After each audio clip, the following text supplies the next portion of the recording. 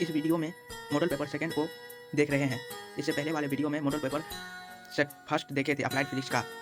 यह model paper civil और electronics branch के सेकंड सेमेस्टर के स्टूडेंट के लिए है। यही मॉडल पेपर हम लोगों को फर्स्ट सेमेस्टर जो कि मैकेनिकल और इलेक्ट्रिकल ब्रांच वाले स्टूडेंट आते हैं उसको पढ़ना होता है।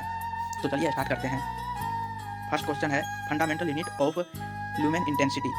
तो ऑप्शन नंबर ए दिया है वाट, सेकंड में कैंडेला, थर्ड में न्यूटन और थर्ड में हटर। तो 7 फंडामेंटल यूनिट होता है, जानते हैं आप लोग।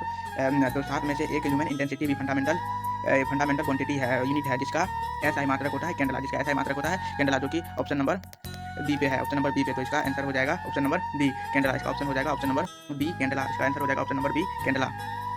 तो आगे बढ़ते हैं। तो आगे है which of the following is not a derive physical quantity.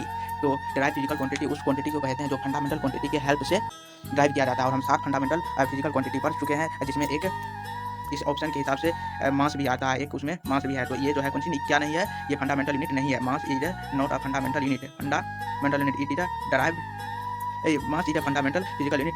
Fundamental physical unit it is not a derive physical quantity, hence our right answer is मास।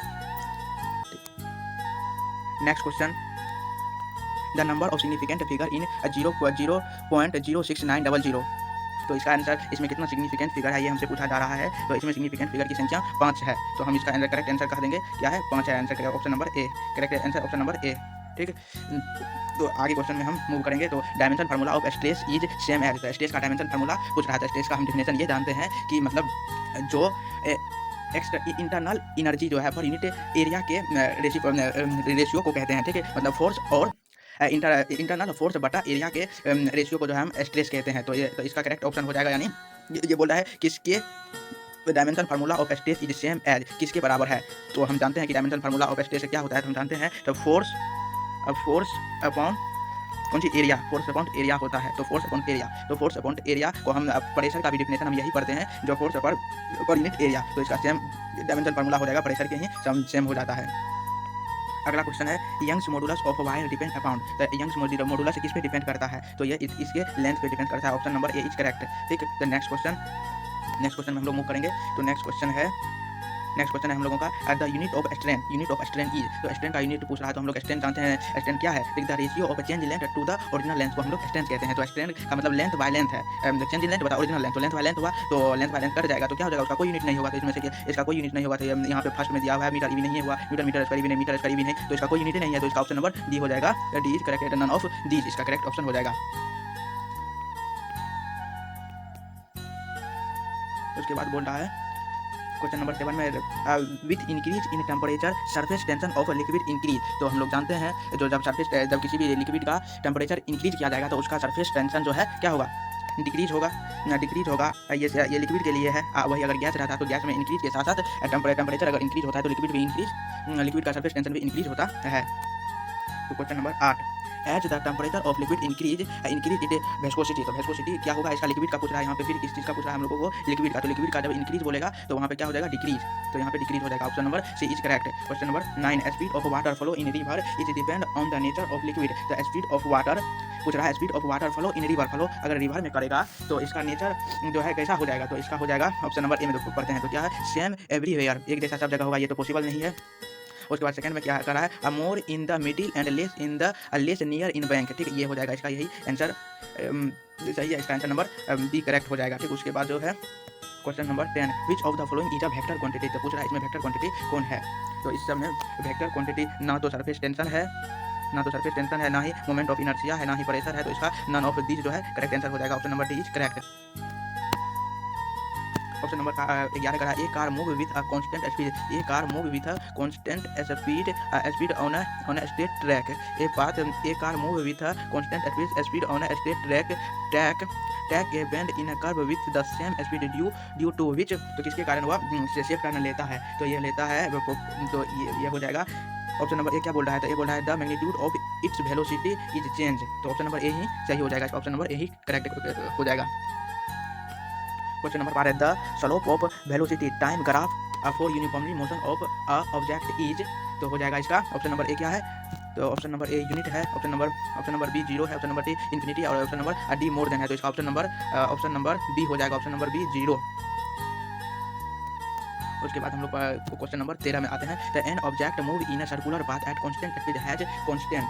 तो जब कोई भी ऑब्जेक्ट कांस्टेंट स्पीड से किसी भी सर्कुलर पाथ पे मूव करेगा तो उसका जो है कांस्टेंट क्या हो जाएगा पूछ रहा है तो इस सवाल में। तो इसका आंसर ए में क्या हो जाएगा, ए में है फर्स्ट में क्या है तो एनर्जी, तो एनर्जी ही हो जाएगा, उसका कांस्टेंट क्या हो जाएगा एनर्जी। क्वेश्चन नंबर 14, ठीक है। If the frequency of an object is uniformly motion is double it acceleration became. तो इसका एक्सीलरेशन कितना गुना बढ़ जाएगा तो पूछ रहा है एक्सीलरेशन 4 टाइम हो जाएगा, इसका एक्सीलरेशन क्या हो जाएगा 4 टाइम, ठीक। उसके बाद next question, swimming is possible by, हम लोग जानते हैं न्यूटन के ये थर्ड लॉ के कारण ही होता है। न्यूटन का थर्ड लॉ कहता है जब किसी भी प्रतिक्रिया के विपरीत एक प्रतिक्रिया होती है, तो ये क्या है ऑप्शन नंबर डी में है क्या, तो न्यूटन के थर्ड लॉ के अनुसार ही ये होता है। तो Newton third law of motion, option number D is correct. अब ए 10 ग्राम, यहाँ पे 10 है दोस्तों भाइयों, यहाँ पे ध्यान दीजिए, यहाँ पे 10 ग्राम है, यहाँ पे हमको सही से पढ़ना। ए 10 ग्राम बुलेट मूव एट 20 मीटर पर second stop after penetrating 5 cm of would Planck, ठीक है। The average force exerted by the bullet will be, तो यहाँ पे हो जाएगा -400 न्यूटन। इसको सॉल्व करने का मेथड किसी वीडियो में बता दिया जाएगा, ठीक। उसके बाद next, two bodies of mass m1 and m2 have same kinetic energy, take the ratio of their momentum। अगर दो बॉडी का मास कहता है सेम है तो उनके momentum, if bodies of mass m1 and m2 have same kinetic energy kinetic energy, take the ratio of their momentum। तो उसके मोमेंटम का रेशियो पूछ रहा है, तो इसका ऑप्शन नंबर क्या हो जाएगा correct, option number B is correct. तो ऑप्शन नंबर बी में क्या है m ratio root under m ratio by m2, ठीक। और उसके बाद हम लोग अगला करेंगे, ठीक। The work done does not depend upon, work done किस पर डिपेंड नहीं करता है। फर्स्ट में है अप्लाइड फोर्स, जिस पे भी डिपेंड करता है, डिस्प्लेसमेंट इस पे भी डिपेंड करता है, angle at which force inclined at displacement, ठीक। Initial velocity of object, option number क्या हो जाएगा 4 पे डिपेंड नहीं करता, हम लोग जानते हैं कि उस पे डिपेंड करता है और इस पे डिपेंड नहीं करता है, तो ऑप्शन नंबर 4 यानी डी। उसके बाद which of the following is lowest terminal conductivity, ठीक है। तो which of the following has lowest thermal conductivity, तो इसमें कॉपर हो जाएगा, कॉपर का कंडक्टिविटी लोवेस्ट होता है, कॉपर का कंडक्टिविटी क्या होता है लोवेस्ट कंडक्टिविटी होता है। तो next question and last question, तो क्या लिखा है form ideal conductor of heat is value of thermal conductor, तो इसका 0 होता है। तो फर्स्ट ऑप्शन दिया है 1, यहाँ पे 0 और यहाँ पे 0, तो दोनों जगह 0 दिया है, तो हम कोई भी 0 ले सकते हैं, तो ये 0 हम ले लेते हैं, ऑप्शन नंबर बी। तो ठीक है, नेक्स्ट वीडियो में मिलते हैं और नेक्स्ट मॉडल पेपर के साथ यानी मॉडल पेपर 3 के साथ।